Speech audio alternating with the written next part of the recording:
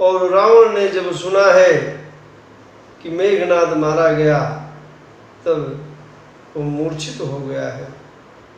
मंदोदरी नाना प्रकार से छाती पीट पीट करके विलाप कर रही है और रावण सभी स्त्रियों को समझा रहा है।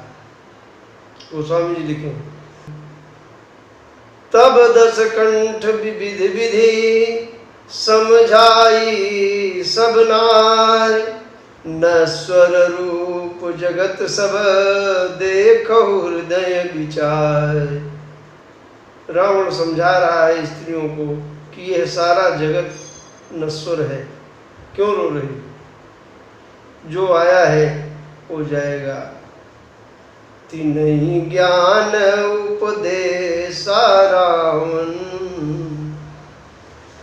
तिन्हि ज्ञान उपदेशा रावण, आपुन मंद कथा शुभ पावन।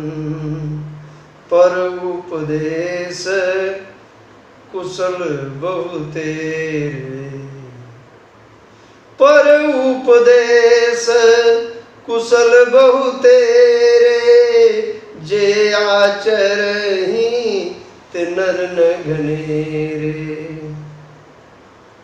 रावण ऐसा उपदेश देता है, ऐसा ज्ञान कहता है जिसकी कल्पना रावण जैसे चरित्र से नहीं की जा सकती। और इसीलिए गोस्वामी जी ने कह दिया। अब रावण जैसे चरित्र की बात मैं कर रहा हूं, तो रावण जैसा चरित्र समाज में अगर आप अपने नयनों को उघार कर देखेंगे तो वैसा चरित्र करने वाले बहुत हैं। इसीलिए गोस्वामी जी ने अगली चौपाई लिख दी कि पर उपदेश, दूसरों को उपदेश देने वाले बहुत हैं, लेकिन उस उपदेश पर अमल करने वाले ज्यादा लोग नहीं। मेरा संकेत उन कथावाचकों, उन धर्माधिकारियों, उन मंच पर बैठे बैठे व्यासपीठ पर लोगों को ज्ञान देने वालों की तरफ है, जो स्वयं आचरण नहीं करते। सिर्फ एक ही महात्मा मेरी नजर में आता है जो दूसरों को उपदेश करने के पहले स्वयं उस बात पर आचरण करता था। महात्मा गांधी, कथा आती है कि कोई महिला गई थी, बोली बापू मेरे बेटे को बोल दो कि ये गुड़ बहुत खाता है। वो कथा सबने सुन रखी। सुबह जो भालू बंदर थे वे चारों द्वार पर फिर आक्रमण कर दिए और रावण अपनी सेना को कह रहा कि जिसको प्राण का मोह है वह अभी युद्ध से विलग हो जाए। युद्ध भूमि में जाकर के प्राणों के भय से, युद्ध से विमुख होने पर मैं बर्दाश्त नहीं करूंगा।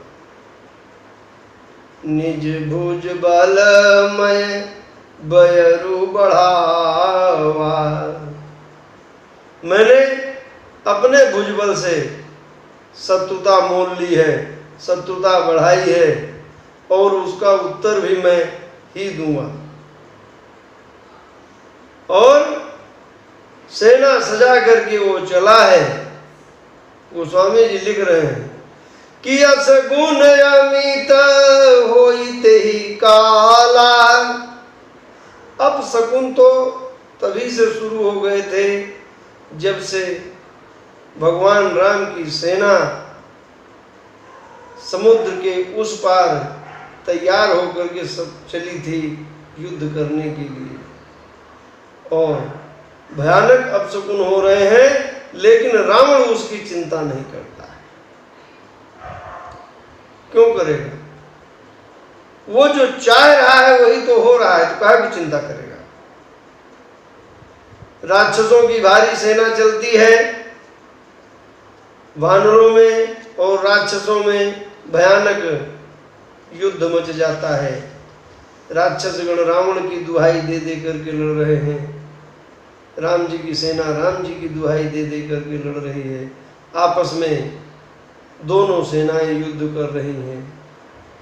राम रावण युद्ध में विभीषण स्थिति की गंभीरता को समझते हुए भगवान से कहता है, और गोस्वामी जी की लेखनी चल रही है। रावण रथे विरथ रघुवीरा, देखी विभीषण भयउ अधीरा।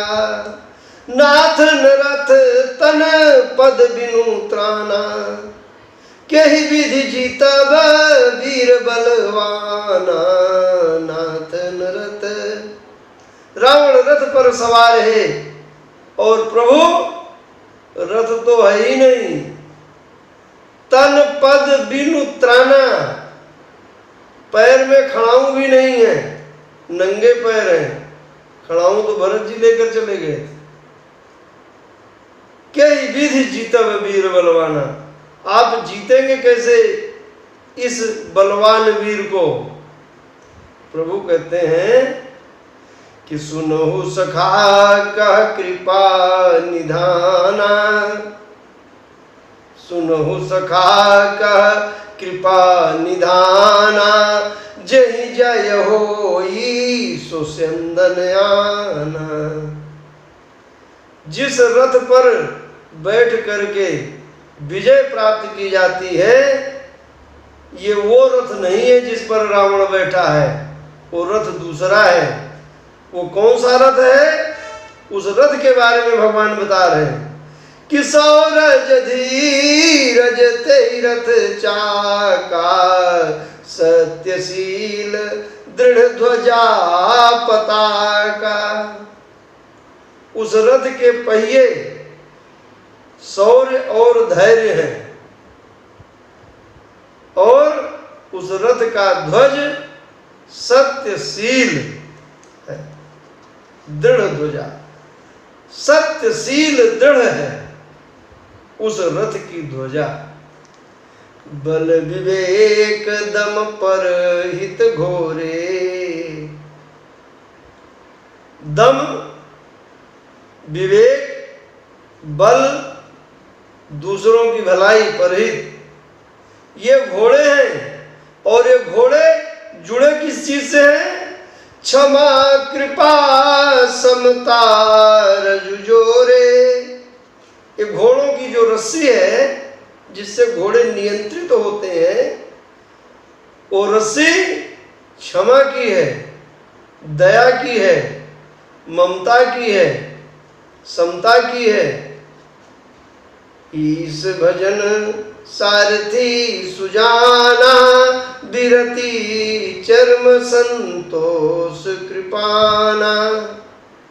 ईश्वर का भजन उस रथ का सारथी है, संतोष तलवार है, वैराग्य ढाल है। दान परसु बुद्धि शक्ति प्रचंडा, दान परसु बुद्धि शक्ति प्रचंडा। बर विज्ञान कठिन को दंडा। दान फरसा है, बुद्धि प्रचंड शक्ति है, विज्ञान कठिन धनुष है। निर्मल अचल मन तर्कस है, सम और यम ये बाण है। कवच अभेद, कवच अभेद विप्र गुरु पूजा। यही सम विजय उपाय न दूजा। कवच अभेद विप्र गुरु पूजा। यही सम विजय उपाय न दूजा। गुरु और विप्र के चरण की पूजा अभेद्य कवच है, इसके अलावा और कोई उपाय नहीं है।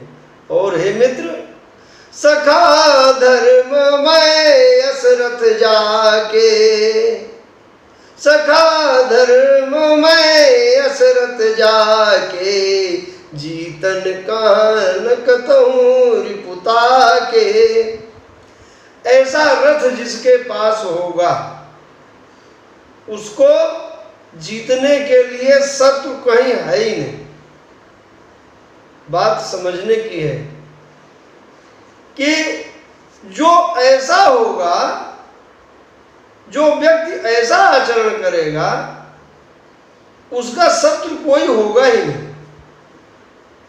यहां पर बात है, शत्रु को मारना शत्रुता समाप्त करना नहीं। शत्रुता को समाप्त करने से शत्रु मर जाएगा। आप शत्रु मारते रहेंगे और शत्रु आपके पैदा होते रहेंगे। एक मारेंगे, दो मारेंगे, आप मारते चले जाएंगे और शत्रु पैदा होते चले जाएंगे। शत्रु रक्त बीज हैं। आप जीवन में शत्रु समाप्त नहीं कर सकते। समाप्त कर सकते हैं तो शत्रुता समाप्त कर सकते हैं। जो आपके अंदर का काम, क्रोध, लोभ, मोह, मद और अहंकार ये बैठा हुआ है, ये सबसे बड़ा शत्रु है। ये शत्रुओं की संख्या को बढ़ाता है। तो हम प्रयास करें कि हमारे शत्रु हों ही नहीं। और जो अपने आप ही शत्रुता पाले फिर रहा है उसको आप नहीं रोक सकते और उसको मारने की भी जरूरत नहीं। उसके लिए राम जी और प्रभु ने कह दिया है कि महायजय संसार रिपु जीत सकई सो भी। महायजय संसार रिपु जीत सकई सो भी। जाके असरथ हो दृढ़ सुनो सखा मति दे।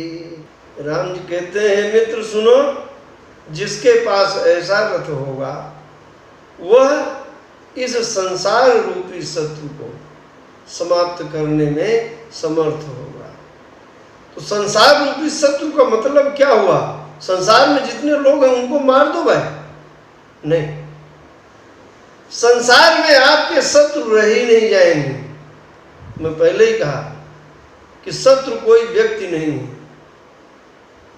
आप शत्रुता बढ़ाते जाइए, शत्रुओं की संख्या बढ़ती जाएगी। आपका लोभ, आपका मोह या जो भी आपके अंदर विकार बैठा हुआ है वो आपके लिए कैसे हो जाता है? एक भाई भाई को मार देता है, शत्रु है क्या? आए दिन घटनाएं होती रहती हैं। ब्लड रिलेटिव्स एक दूसरे की हत्या कर दे रहे हैं, शत्रु थे। किसको शत्रु मान ले, मैं तो समझ ही नहीं पाता।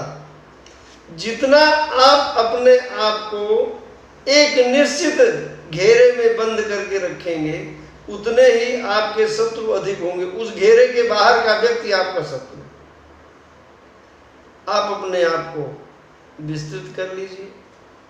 अब समस्या ये है कि आप अपने आप को विस्तृत कर लेंगे लेकिन बगल वाला वो आपको संकुचित करने में लगा हुआ है। कब तक आप झेलेंगे? राम जी ने कितना प्रयास किया,